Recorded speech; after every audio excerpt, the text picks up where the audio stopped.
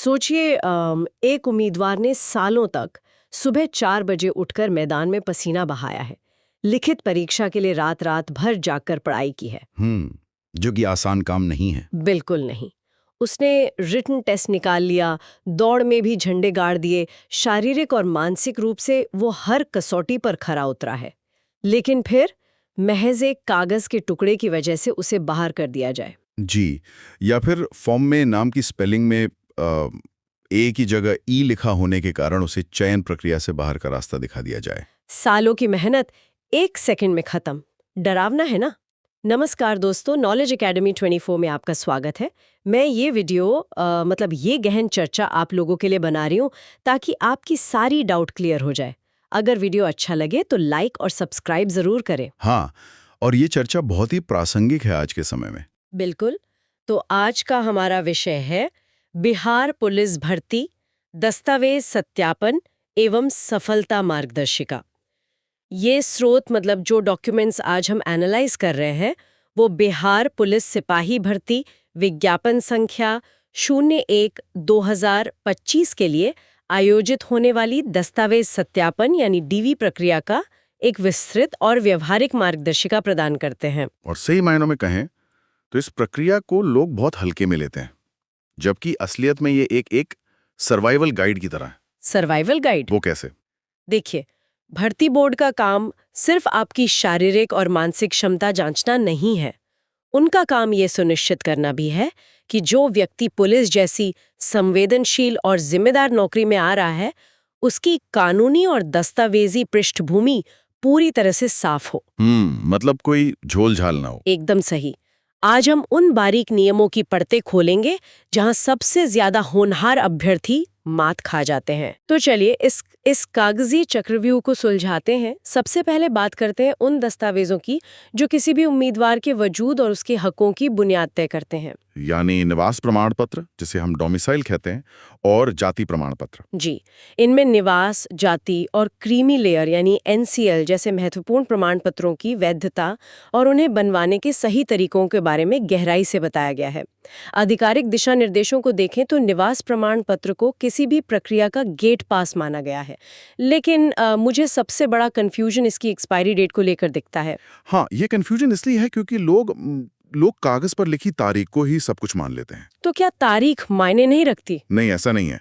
लेकिन सामान्य प्रशासन विभाग, जिसे हम जीएडी कहते हैं, उसके पत्रांक 15/744 के स्पष्ट निर्देश हैं कि स्थायी निवास प्रमाण पत्र की वैधता आजीवन होती है। इसकी कोई एक्सपायरी डेट नहीं होती। अच्छा, आजीवन? बिल्कुल। अगर किसी उम्मीदवार के पास 2022, 2023 या 2024 का पुराना सर्टिफिकेट है तो वो पूरी तरह से मान्य है। एससी और एसटी वर्ग के जाति प्रमाण पत्र के साथ भी बिल्कुल यही नियम लागू होता है। तो फिर नया बनवाने की कोई कानूनी बाध्यता नहीं है? जी नहीं, कोई बाध्यता नहीं है। अच्छा, मुझे यहाँ एक बात समझाइए। अगर कोई एक्सपायरी डेट है ही नहीं, तो फिर हर भर्ती से पहले साइबर कैफे के बाहर नया सर्टिफिकेट बनवाने वालों की इतनी लंबी लाइन क्यों लगती है? लोग 2026 का नया कागज क्यों बनवाना चाहते हैं? ये एक बहुत ही दिलचस्प मनोवैज्ञानिक डर है। उम्मीदवारों को लगता है कि पुराना, मुड़ा हुआ या घिसा हुआ कागज देखकर अधिकारी उन्हें रिजेक्ट कर देंगे। अरे, और ऊपर से दलाल और बाजार की अफवाहें इस डर को और हवा देती होंगी। बिल्कुल, लेकिन समझिए कि भर्ती बोर्ड कागज की चमक या उस पर छपे साल को नहीं देख रहा है। असली खेल है डिजिटल सत्यता का। हर सर्टिफिकेट पर एक क्यूआर कोड या बारकोड होता है। ओह, जो स्कैन होता है। हाँ, अधिकारी बस उस कोड को अपने स्कैनर से स्कैन करते हैं। जैसे ही वो स्कैन होता है, सरकार के सर्वर से उस उम्मीदवार का पूरा डेटा स्क्रीन पर आ जाना चाहिए। बस इतनी सी बात? हो, मतलब ये किसी वीआईपी क्लब के एंट्री पास की तरह है। आपका पास चाहे पुराना हो, उस पर चाय गिरी हो या वो मुड़ गया हो, अगर उसका क्यूआर कोड काम कर रहा है और मशीन हरी बत्ती दिखा रही है, तो आपको अंदर जाने से कोई नहीं रोक सकता। हाँ, बिल्कुल यही बात है। तकनीकी रूप से बोर्ड सिर्फ ये वैलिडेट कर रहा है कि ये सर्टिफिकेट असली है या जाली। और एक और बात, नया सर्टिफिकेट बनवाने में उल्टा एक बहुत बड़ा रिस्क भी छिपा है, जिसे लोग अक्सर नजरअंदाज कर देते हैं। रिस्क? नया और साफ सुथरा कागज बनवाने में कैसा रिस्क हो सकता है? देखिए, मान लीजिए भर्ती का विज्ञापन 2025 में निकला था और उम्मीदवार डर के मारे 2026 में एक नया निवास या जाति प्रमाण पत्र बनवा लेता है। ठीक है। अब जब वो डीवी के लिए जाएगा, तो बोर्ड का अधिकारी पूछेगा, भाई ये कागज तो 2026 का है, मुझे कैसे पता चलेगा कि विज्ञापन निकलने के समय यानी 2025 में तुम बिहार के निवासी थे या इस जाति के थे। अरे बाप रे, ये तो मैंने सोचा ही नहीं। हाँ, तब उस उम्मीदवार को अपनी बात साबित करने के लिए फिर से वही पुराना सर्टिफिकेट ही निकालना पड़ेगा। इसलिए सबसे सुरक्षित यही है कि फॉर्म भरते समय जो पुराना सर्टिफिकेट इस्तेमाल किया गया था उसी पर कायम रहें। ये बहुत ही तार्किक बात है। अब जब हम निवास और जाति की बात कर ही रहे हैं, तो एक ऐसा नियम सामने आता है जो थोड़ा चौंकाने वाला है। आप महिला अभ्यर्थियों वाले नियम की बात कर रही हैं? जी बिल्कुल। विवाहित महिला अभ्यर्थियों के लिए विशेष निर्देश दिए गए हैं कि उनके दस्तावेज अनिवार्य रूप से पिता के नाम और पते पर ही आधारित होने चाहिए। मैं इसे समझने की कोशिश कर रही हूँ। अगर किसी महिला की शादी हो चुकी है, वो अपने पति के घर रह रही है, तो उसके दस्तावेज पति के पते पर क्यों नहीं हो सकते? इसके पीछे का विज्ञान और संविधान समझना बहुत जरूरी है। भारतीय संविधान के तहत जो भी आरक्षण मिलता है, चाहे वो जाति के आधार पर हो या मूल निवास के आधार पर, वो सामाजिक और शैक्षणिक पिछड़ेपन को दूर करने के लिए है। सही बात है। और ये पिछड़ापन इंसान के जन्म से तय होता है। रुकिए, मुझे लगता है मैं समझ रही हूँ। मतलब विवाह तो समाज का बनाया हुआ एक संस्कार या कॉन्ट्रैक्ट है। शादी करने से किसी इंसान का जन्मस्थान या उसकी जाति नहीं बदल जाती। बिल्कुल। यानी आपका आरक्षण सीधे तौर पर आपके डीएनए और आपके जन्म से जुड़ा है, आपके मैरिज सर्टिफिकेट से नहीं। आपने इसे एकदम सटीकता से पकड़ लिया है। कानूनी नजरिए से देखें तो पति की जाति या पति का आर्थिक स्तर पत्नी के मूल अधिकारों को नहीं बदल सकता। इसलिए बोर्ड का स्पष्ट नियम है कि महिला उम्मीदवार का जाति और निवास प्रमाण पत्र उसके पिता के घर यानी मायके से ही निर्गत होना चाहिए। तो अगर किसी विवाहित महिला ने अनजाने में अपने पति के पते वाला सर्टिफिकेट जमा कर दिया, तो क्या होगा? ये सीधा रिजेक्शन या फाइल के पेंडिंग होने का कारण बन जाता है। ओहो, तो मान लीजिए किसी महिला अभ्यर्थी ने फॉर्म भरते समय गलती से पति के पते वाला निवास या जाति प्रमाण पत्र अपलोड कर दिया है। अब तो फॉर्म भरा जा चुका है। क्या अब उसके लिए सारे दरवाजे बंद हो गए? नहीं, दरवाजों बंद नहीं हुए। सिस्टम गलतियों को सुधारने का मौका देता है। इसका सीधा सा समाधान है। ऐसी स्थिति में उस महिला उम्मीदवार को तुरंत अपने पिता के पते से एक करंट यानी नया निवास और जाति प्रमाण पत्र बनवा लेना चाहिए। ठीक है, नया बनवा लिया। फिर? और जब वह दस्तावेज सत्यापन के लिए जाए तो उसे अपने साथ एक मजबूत शपथ पत्र या एफिडेविट लेकर जाना चाहिए। उस शपथ पत्र में क्या लिखा होना चाहिए? मतलब उसकी भाषा क्या होगी? उसमें साफ तौर पर घोषणा होनी चाहिए कि मैं जन्म से फला पते, जो कि पिता का पता है, कि निवासी हूँ, मेरे पिता का नाम ये है और मैंने अज्ञानतावश फॉर्म में पति का पता डाल दिया था। बोर्ड इस कानूनी हलफनामे को एक वैध साक्ष्य मानता है और उम्मीदवार को सुरक्षित कर देता है। चलिए, ये तो बहुत बड़ी राहत की बात है। ये तो हुई उन दस्तावेजों की बात जिनकी वैधता आजीवन है। लेकिन जो गाइडलाइंस हैं, वो एक टाइमलाइन ट्रैप यानी तारीखों के एक ऐसे चक्रव्यूह की भी बात करती हैं जहां बहुत से लोग फंसते हैं। हाँ, कुछ दस्तावेज ऐसे भी हैं जिनकी सच में एक सख्त एक्सपायरी डेट होती है। और यह नियम मुख्य रूप से एनसीएल और ईडब्ल्यूएस वर्ग के उम्मीदवारों पर लागू होता है ना? जी बिल्कुल। पहले एनसीएल की बात करते हैं, जो बीसी और ईबीसी वर्ग के लिए जरूरी होता है। एनसीएल की वैधता आमतौर पर सिर्फ 1 वर्ष की होती है। सिर्फ 1 वर्ष क्यों? मतलब जाति तो इसमें भी जन्म से है। जाति जन्म से है, लेकिन एनसीएल यानी नॉन क्रीमी लेयर के साथ आय यानी इनकम का क्लॉज जुड़ा हुआ है। नियमों के मुताबिक नॉन क्रीमी लेयर में आने के लिए परिवार की वार्षिक आय 8 लाख रुपए से कम होनी चाहिए। अच्छा, तो क्योंकि आय बदल सकती है? बिल्कुल। इंसान की जाति नहीं बदलती, लेकिन उसकी आर्थिक स्थिति तो हर साल बदल सकती है ना। इसीलिए एनसीएल सिर्फ 1 साल के लिए वैध माना जाता है। तो अगर किसी उम्मीदवार ने विज्ञापन के समय अपना एनसीएल बनवाया था और अब भर्ती प्रक्रिया चलते चलते 1 साल से ज्यादा का वक्त बीत गया है, तो क्या उसका सर्टिफिकेट रद्द हो जाएगा? क्या उसे नया बनवाना पड़ेगा? यहाँ बोर्ड ने एक बहुत अच्छी राहत दी है। अगर आपका एनसीएल 1 साल से पुराना हो गया है, तो आपको नया बनवाने के लिए सरकारी दफ्तरों के चक्कर काटने की कोई जरूरत नहीं है। अरे वाह, ये तो बढ़िया है। फिर क्या करना होगा? आपको बस फॉर्म 18B नाम का एक दस्तावेज देना होता है। ये एक स्वघोषणा पत्र यानी सेल्फ डिक्लेरेशन है। उसमें क्या घोषित करना होता है? इसमें उम्मीदवार खुद हस्ताक्षर करके ये घोषित करता है कि मेरी आय अभी भी 8 लाख रुपए की सीमा से कम है और मैं अभी भी क्रीमी लेयर से बाहर हूं। बस इतना ही काफी है। ये पूरी तरह से सुरक्षित है। ये तो बहुत आसान है।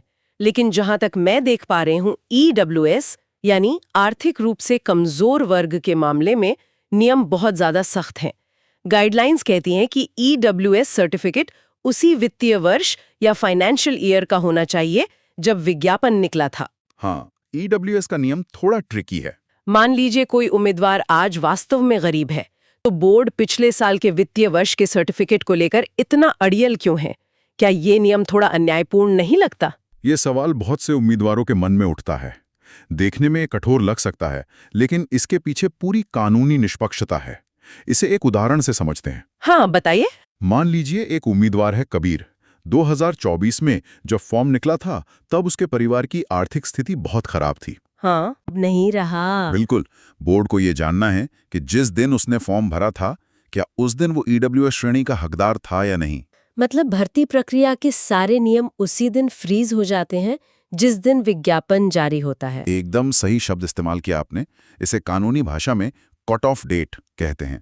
अगर बोर्ड हर उम्मीदवार की आज की वर्तमान स्थिति देखने लगे, तो अर्थव्यवस्था में हर दिन किसी न किसी की स्थिति बदल रही है, ऐसे तो ये प्रक्रिया कभी खत्म ही नहीं होगी। हाँ, ये बात तो है। इसीलिए विज्ञापन जिस वित्तीय वर्ष में जारी हुआ है, सर्टिफिकेट उसी वर्ष का होना अनिवार्य है। अगर किसी के पास सिर्फ नया सर्टिफिकेट है, तो उसे सिविल कोर्ट से एक बहुत ही ठोस हलफनामा बनवाना होगा, जिसमें यह साबित हो कि विज्ञापन वाले वित्तीय वर्ष में भी मेरी आय EWS स्लैब के भीतर ही थी। कागजात और तारीखों का ये गणित तो पूरी तरह से साफ हो गया।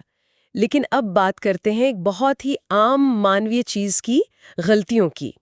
फॉर्म भरते समय साइबर कैफे वाले से या खुद उम्मीदवार से टाइपिंग की गलती हो जाना बहुत आम बात है। जी हाँ, और गाइडलाइंस ने इसे बहुत ही दिलचस्प तरीके से सेफ जोन और डेंजर जोन में बांटा है। लेखों में स्पष्ट किया गया है कि स्पेलिंग या पते जैसी छोटी गलतियों को शपथ पत्र यानी एफिडेविट के माध्यम से सुधारा जा सकता है। बिल्कुल। भर्ती बोर्ड भी समझता है कि इंसान से गलती हो सकती है, इसीलिए वे एक छोटी लिपिकीय त्रुटि यानी क्लरिकल एरर और एक गंभीर धोखाधड़ी के बीच बहुत स्पष्ट लकीर खींचते हैं। क्या मैं इसे ऐसे समझ सकती हूँ, जैसे मान लीजिए मैं किसी को एक ज़रूरी ईमेल लिख रही हूँ। अगर मैंने ईमेल में हेलो की जगह गलती से हेलो टाइप कर दिया, तो वो एक लिपिकीय त्रुटि है। सामने वाला समझ जाएगा कि मैं क्या कहना चाह रही हूँ। यह सेफ जोन है। बहुत बढ़िया उदाहरण है। और डेंजर जोन क्या होगा? अगर मैंने वो ईमेल अपने बॉस की जगह गलती से किसी और कंपनी के मैनेजर को भेज दिया, तो पूरा अर्थ और परिणाम ही बदल जाएगा। ये डेंजर जोन है। हाँ, ये बहुत ही सटीक एनालॉजी है। बिल्कुल ऐसा ही होता है। सेफ जोन में वो गलतियां आती हैं जो आपकी पहचान या आपकी योग्यता को नहीं बदलती। जैसे कि उदाहरण के लिए, माता पिता के नाम की स्पेलिंग में कोई अक्षर छूट जाना, जैसे सुनीता की जगह सुनीता हो जाना, पते में वार्ड नंबर 12 की जगह 21 टाइप हो जाना, या आधार कार्ड और पैन कार्ड के नंबर में कोई एक डिजिट गलत दब जाना। ये सब साइबर कैफे की जल्दबाजी में हो जाता है। जी। इन सभी गलतियों का एक ही अचूक इलाज है, एफिडेविट यानी शपथ पत्र। ये शपथ पत्र आखिर काम कैसे करता है और इसे बनवाने का सही तरीका क्या है? देखिए, शपथ पत्र कोई सामान्य कागज नहीं है, ये एक कानूनी वादा है। इसे आपके जिले के सिविल कोर्ट से बनवाया जाता है और ये किसी नोटरी पब्लिक या फर्स्ट क्लास मजिस्ट्रेट द्वारा अटेस्टेड होना चाहिए।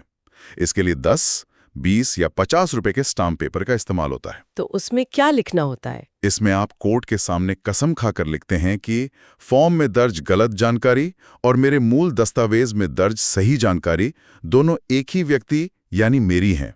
ये मात्र एक टाइपिंग मिस्टेक है और इसके लिए मैं जिम्मेदार हूं। बोर्ड इस कानूनी हलफनामे को स्वीकार कर लेता है। ये सुनकर यकीनन बहुत से उम्मीदवारों को राहत मिलेगी। लेकिन अब बात करते हैं उस डेंजर जोन की। सावधान रहें, जबकि श्रेणी या लिंग जैसी गंभीर त्रुटियां रिजेक्शन का कारण बन सकती हैं। जी, डेंजर जोन में वो त्रुटियां आती हैं जो उम्मीदवार की पात्रता या उसकी मेरिट को प्रभावित करती हैं। सबसे बड़ी गलती है गलत कैटेगरी भर देना। मतलब कोई जनरल का होकर एससी भर दे। बिल्कुल। मान लीजिए कोई जनरल कैटेगरी का है, लेकिन उसने कट ऑफ में छूट पाने के लालच में फॉर्म में एससी भर दिया। या फिर लिंग बदल देना, पुरुष की जगह महिला भर देना, क्योंकि महिलाओं का कट ऑफ अलग होता है। अरे बाप रे! और जन्मतिथि यानी डीओबी के साथ छेड़छाड़। वो तो सबसे गंभीर अपराध माना जाता है। अगर किसी ने अपनी उम्र की पात्रता हासिल करने के लिए फॉर्म में अपनी जन्मतिथि ही बदल दी है, तो वो सीधा धोखाधड़ी का मामला बनता है। मतलब इसमें कोई एफिडेविट नहीं चलेगा? बिल्कुल नहीं। ऐसी गलतियों को बोर्ड टाइपिंग मिस्टेक नहीं मानता। ऐसे मामलों में फाइल सीधे रिजेक्ट होती है और कोई शपथ पत्र काम नहीं आता। अच्छा, तो मान लीजिए किसी से कोई सेफ जोन वाली गलती हो गई थी, उसने नियम के अनुसार एफिडेविट भी दे दिया, लेकिन फिर भी उसे एक कमरे में भेज दिया जाता है जिसे पेंडिंग रूम कहते हैं। गाइडलाइंस बताती हैं कि उम्मीदवार इस पेंडिंग शब्द से बहुत खौफ खाते हैं। हाँ, पेंडिंग का नाम सुनते ही लोग डर जाते हैं। आखिर उन बंद दरवाजों के पीछे होता क्या है? सच कहूं तो पेंडिंग शब्द का इतना ज्यादा हुआ बना दिया गया है कि बच्चे बिना वजह घबरा जाते हैं। इस प्रक्रिया को ऐसे समझिए, दस्तावेजों की स्क्रूटनी का एक त्रिस्तरीय फिल्टर होता है। 3 स्तर। पहला कौन सा है? पहले स्तर पर एक ऑपरेटर बैठा होता है। उसका काम सिर्फ कंप्यूटर स्क्रीन पर दिख रहे डेटा को आपके हाथ में मौजूद कागज से मिलाना है। अगर उसे स्पेलिंग में कोई फर्क दिखता है तो वो फाइल रोक देता है। फिर फाइल कहाँ जाती है?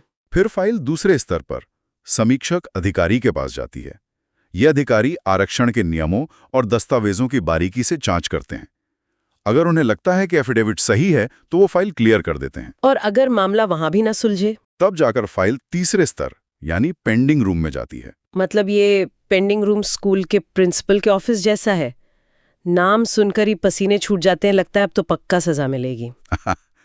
हाँ, करने का मौका देगा। बिल्कुल सही कहा आपने। पेंडिंग रूम में कोई बाबू नहीं बैठते। वहां डीएसपी रैंक के या भर्ती बोर्ड के वरिष्ठ सदस्य स्तर के अधिकारी बैठते हैं। उनके पास अपने विवेक से निर्णय लेने का कानूनी अधिकार होता है। मतलब पेंडिंग होने का मतलब रिजेक्शन नहीं है? कतई नहीं। आंकड़े बताते हैं कि 95% अभ्यर्थी जो वास्तव में सही होते हैं और जिनके पास अपनी बात साबित करने के लिए हलफनामा या पुराने रिकॉर्ड होते हैं, वे पेंडिंग रूम से आसानी से क्लियर हो जाते हैं। बोर्ड का मुख्य उद्देश्य फर्जी लोगों को बाहर निकालना है, असली उम्मीदवारों को परेशान करना नहीं। और अगर फाइल पेंडिंग हो भी जाए तो? अगर फाइल पेंडिंग होती भी है तो मुख्यालय जाकर अपना पक्ष रखने के लिए 7 से 15 दिन का समय मिलता है। और मुझे लगता है कि इस असली और नकली इंसान की पहचान को पक्का करने के लिए जो सबसे बड़ा और अचूक हथियार है वो है बायोमेट्रिक्स।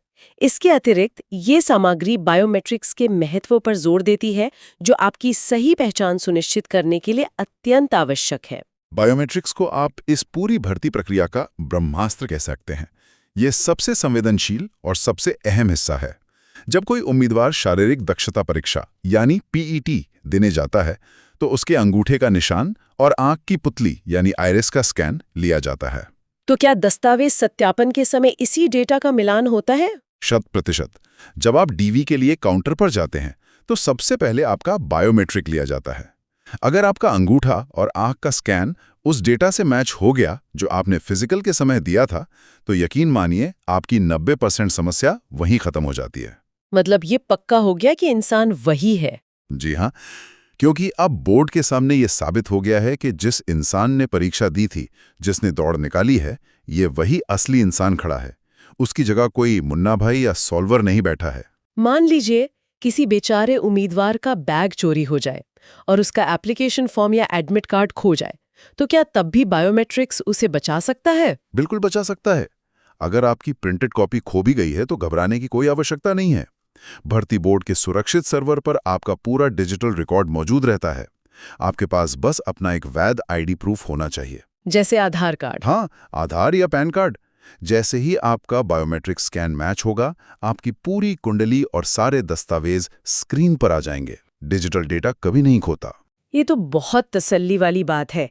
लेकिन जब किसी उम्मीदवार की फाइल किन्हीं कारणों से पेंडिंग हो जाती है और वो परेशान होकर बाहर निकलता है, तब कुछ विशेष लोग तस्वीर में आते हैं। दलाल, ब्रोकर्स। ये मार्गदर्शिका सभी उम्मीदवारों को दलालों के झांसे में न आने की सख्त चेतावनी देती है। अरे ये दलाल उन नकली और लालची मैकेनिकों की तरह हैं जो आपकी गाड़ी में एक छोटा सा फ्यूज उड़ने पर आपको डरा देते हैं कि अरे बाप रे, इसका तो पूरा इंजन सीज हो गया है, बदलना पड़ेगा, और लाखों का बिल थमा देते हैं। हाँ, एकदम सटीक बात कही। दलाल बस उम्मीदवार के डर और अज्ञानता का फायदा उठाते हैं। वो धीरे से आकर कान में फुसफुसाते हैं, भाई तुम्हारी फाइल तो पेंडिंग रूम में चली गई है, अब तो रिजेक्ट होना पक्का है, मुझे 2 लाख रुपए दो, मैं अंदर मुख्यालय में साहब से सेटिंग करके फाइल पास करवा दूंगा। और ये भर्ती प्रक्रिया का सबसे बड़ा और खतरनाक झूठ है। गाइडलाइंस सख्त चेतावनी देती हैं कि इन दलालों के माया जाल में बिल्कुल ना फंसें। सच्चाई ये है कि फाइल का पेंडिंग होना एक विशुद्ध रूप से तकनीकी और प्रशासनिक प्रक्रिया है। तो मतलब अंदर पैसे नहीं चलते? बिल्कुल नहीं। CSBC बोर्ड अंदर किसी की सिफारिश, पहुंच या पैसे पर काम नहीं करता। बोर्ड के अधिकारी केवल कानूनी साक्ष्य यानी एविडेंस देखते हैं। अगर आपका बायोमेट्रिक मैच है और आपकी गलती सुधारने के लिए आपके पास वैध एफिडेविट है, तो आपकी फाइल खुद ब खुद नियमों के तहत क्लियर होगी। दलाल तो बस उस काम का क्रेडिट और पैसा ले उड़ता है जो सिस्टम के हिसाब से वैसे भी होने वाला था। अपनी नियत, अपनी मेहनत और अपने साक्ष्यों पर भरोसा रखें। ये वाकई में एक बहुत ही कड़ा और ज़रूरी संदेश है। अब मान लेते हैं कि किसी उम्मीदवार ने दस्तावेजों की ये सारी बाधा पार कर ली, उसकी फाइल क्लियर हो गई, तो अंत में बात आती है सबसे अहम पड़ाव की, सफलता की मेरिट लिस्ट। अंत में ये शारीरिक दक्षता परीक्षा यानी PET के आधार पर बनने वाली मेरिट लिस्ट की पूरी प्रक्रिया को स्पष्ट करती है। यहाँ बहुत से लोगों को गलतफहमी होती है। बिहार पुलिस सिपाही भर्ती में लिखित परीक्षा सिर्फ एक क्वालिफाइंग स्टेज है, वो सिर्फ भीड़ छांटने के लिए है। हाँ, यहाँ स्पष्ट रूप से व्याख्या की गई है कि मेरिट लिस्ट का मुख्य आधार शारीरिक दक्षता परीक्षा में प्राप्त अंक ही होंगे। बिल्कुल, असली मेरिट और नौकरी पूरी तरह से PET के अंकों पर टिकी होती है। इसका मतलब फिजिकल के नंबर ही भगवान है। ये स्कोरिंग कैसे होती है? ये PET कुल 100 अंकों का होता है। इसमें 3 मुख्य हिस्से हैं। सबसे ज्यादा 50 अंक दौड़ के लिए निर्धारित है, उसके बाद ऊंची कूद के लिए अधिकतम 25 अंक और अंत में गोला फेंक के लिए 25 अंक होते हैं। तो पूरा फोकस फिजिकल पर होना चाहिए। जी। उम्मीदवार का एकमात्र लक्ष्य ये होना चाहिए कि वो फिजिकल में अपना 100% दे और ज्यादा से ज्यादा अंक बटोरकर अपनी कैटेगरी का कट ऑफ पार करे। लेकिन गणित में हमेशा एक पेच होता है। साथ ही ये सामग्री टाई ब्रेकर नियमों की भी विस्तृत व्याख्या करती है, ताकि समान अंक होने पर चयन प्रक्रिया नियमानुसार पूरी हो सके। मान लीजिए 2 उम्मीदवार हैं, सुमित और रवि। दोनों ने फिजिकल में बहुत मेहनत की और दोनों के बिल्कुल समान अंक आ गए। मान लीजिए दोनों ने 66 स्कोर किया। अब एक ही सीट बची है, बोर्ड किसे चुनेगा? इस स्थिति से निपटने के लिए बोर्ड के पास एक बहुत ही पारदर्शी टाई ब्रेकर नियम है। जब 2 या अधिक उम्मीदवारों के अंक समान हो जाते हैं, तो पहला कदम होता है उनकी उम्र की तुलना करना। उम्र की? हाँ, जिस उम्मीदवार की उम्र अधिक होगी, यानी जिसका जन्म पहले हुआ होगा, उसे मेरिट लिस्ट में प्राथमिकता दी जाएगी। इसके पीछे तर्क यह है कि अधिक उम्र वाले उम्मीदवार के पास भविष्य में सरकारी नौकरी के मौके कम बचेंगे, जबकि छोटे वाले के पास अभी और भी चांस हैं। ये तो बहुत मानवीय तर्क है, लेकिन एक बहुत ही दुर्लभ संयोग मान लीजिए, सुमित और रवि के अंक भी 66 हैं और इत्तेफाक से दोनों का जन्म भी 15 अगस्त 2002 को हुआ है। अब क्या होगा? तब बोर्ड अपना दूसरा और अंतिम कदम उठाता है। तब उनके 10वीं के प्रमाण पत्र में दर्ज नाम के अनुसार अंग्रेजी वर्णमाला के अनुसार फैसला होता है। सुमित का नाम S से शुरू होता है और रवि का R से। अच्छा, अल्फाबेटिकल ऑर्डर में? जी, क्योंकि अंग्रेजी वर्णमाला में R पहले आता है, इसलिए रवि को नौकरी मिल जाएगी और सुमित को बाहर होना पड़ेगा। ये एक पूरी तरह से गणितीय और निष्पक्ष तरीका है, ताकि किसी के भी साथ कोई भेदभाव ना हो। तो कुल मिलाकर लब्बो-लुबाब ये है कि अपनी फिजिकल तैयारी पर पूरा फोकस करें, दस्तावेजों को लेकर बेवजह ना घबराएं, अफवाहों पर ध्यान ना दें और नियमों का सही से पालन करें। दलालों के चक्कर में पड़कर अपना पैसा और मानसिक शांति दोनों बर्बाद ना करें। अब जब मेरिट लिस्ट में नाम आ गया, तो आगे की राह क्या होती है? चयन के बाद सबसे पहले आपका मेडिकल होता है। पुलिस का मेडिकल तो बहुत टफ होता होगा। नहीं, बिहार पुलिस में ये एक सामान्य जांच होती है। इसमें आंखों की रोशनी, कलर ब्लाइंडनेस और नॉकनी यानी घुटने टकराने की जांच होती है। अच्छा, और इसके बाद? इसके बाद पुलिस आपके घर आकर चरित्र सत्यापन करती है। वो देखते हैं कि आप पर कोई गंभीर क्रिमिनल केस तो नहीं है। और फिर फाइनल ज्वाइनिंग? हाँ, अंत में आपकी मेरिट रैंक और प्रेफरेंस के आधार पर आपको जिला या यूनिट अलॉट कर दी जाती है। ये पूरी प्रक्रिया समझकर तो ऐसा लग रहा है जैसे एक बहुत बड़ा बोझ हल्का हो गया हो। तो बस एक अंतिम चेकलिस्ट याद रखिए। अपने सभी ओरिजिनल सर्टिफिकेट तैयार रखें। और फोटोकॉपीज भी रखनी होंगी। जी, 3 सेट फोटोकॉपी और रीसेंट पासपोर्ट साइज फोटो जरूर साथ रखें। और अगर कोई त्रुटि है तो एफिडेविट हाथ में होना चाहिए। साथियों, ये वीडियो देखने के बाद फिर भी अगर आपकी कोई समस्या बची है तो आप कमेंट में बेझिझक पूछ सकते हैं, बिना किसी संकोच के। हम आपकी पूरी मदद करेंगे। बिल्कुल, और हमें पूरी उम्मीद है कि इस विस्तृत चर्चा से हजारों उम्मीदवारों का डर खत्म हुआ होगा और उन्हें एक सही दिशा मिली होगी। उम्मीद है आपकी सारी शंकाएं दूर हो गई होंगी। अपनी तैयारी पर भरोसा रखें और नॉलेज एकेडमी 24 के साथ जुड़े रहें। वीडियो को पूरा देखने के लिए धन्यवाद। इसे लाइक और सब्सक्राइब जरूर करें। जय हिंद, जय भारत। जय हिंद।